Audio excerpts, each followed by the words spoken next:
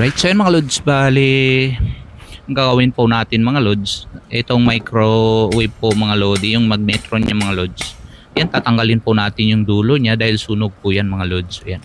So pukpukin lang po natin ng konti, wag po natin pilitin po mga lods.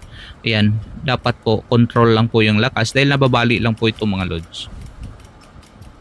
Okay, galaw-galaw lang po natin ng konti tapos sabay hila po mga lods, tapos pukpok ng konti mga lodi. Yan. Medyo may katigasan po talaga ito mga lods kung magtanggal nito mga lodi. Minsan po maluwag lang po siya mga lods, madali lang tanggalin, pero ito grabe, dumikit po siya talaga mga lods. Yan, dapat konting pasensya lang sa pagtanggal nito mga lodi. Yun, yung pagpukpok dito mga lods, hindi po tayo pwede gagamit ng bakal mga lodi. Itong plastic okay lang po siya mga lods, tapos alalay lang, control lang mga lods. Okay. Para uuga lang po siya ng konti. Ayan, natanggal na po mga lods. Ito po mga lodi, sunog na po mga lods. Ayan, palitan po natin tong dulo niya. Alright, so ganyan po yung dulo niya mga lods. And ito yung magnet niya, okay pa naman. So ito po yung papalitan po natin mga lods. Ayan. So ito medyo okay pa po mga lodi, hindi pa siya sunog. Right, so yan. Konting pukpok lang ito mga lods. Ayan. Yun, ganun lang mga lodi. So alalay lang pagpukpok para hindi po yuyupi yung dulo niya mga lods. Yan, so yan, nalagay na po natin mga lodi. Yan na yan, i-connect na po natin to dito sa ating microwave po mga lods. So bali itong microwave po natin mga lodi ay transformer type po siya mga lods. Gumagamit po siya ng transformer and capacitor mga lods.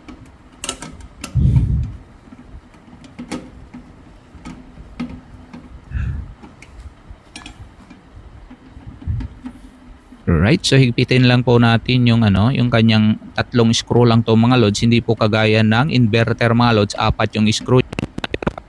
Non-inverter po mga lods, tatlo lang ang screw niya mga lods. So yan, so i-connect na po natin yung wire papuntang magnetron galing ng capacitor and transformer po ito mga lods. Alright, so yan. Okay, i-connect na po natin.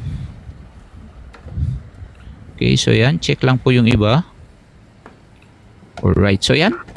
Ito po yung unang test po natin mga lods. So yan. So dito po mga lods, dahil nagtitest po tayo, first test po itong mga lods. So yan. 1 minute mga lods. And ayan, test po natin. Medyo alanganin po ako sa unang test mga lods. So yan. Dapat po nakahanda po tayo. Kung sakasakali po mga lods. Okay. Pindutin po natin agad yung kanyang switch ng ating switch ng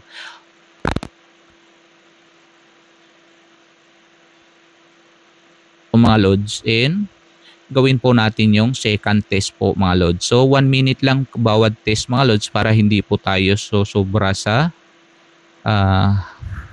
haba ng ating video mga lodi. Yes.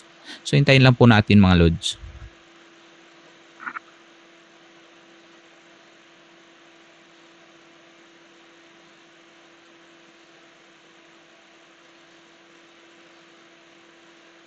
Okay, so yan, malapit na po mga lods. Hintayin na lang po natin matapos to. Yan, gagawa po tayo ng ating second test po mga lods. Alright, so yan po mga lods. Ito po yung final second and final test po natin mga lods. 1 minute pa rin mga lodi.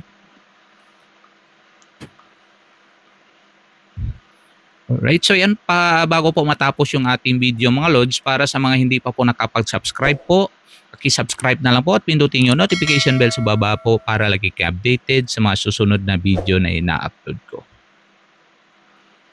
So yan po, hanggang dito na lang po. Hanggang sa muli po, maraming salamat. Stay safe, stay creative. God bless you all. Bye-bye.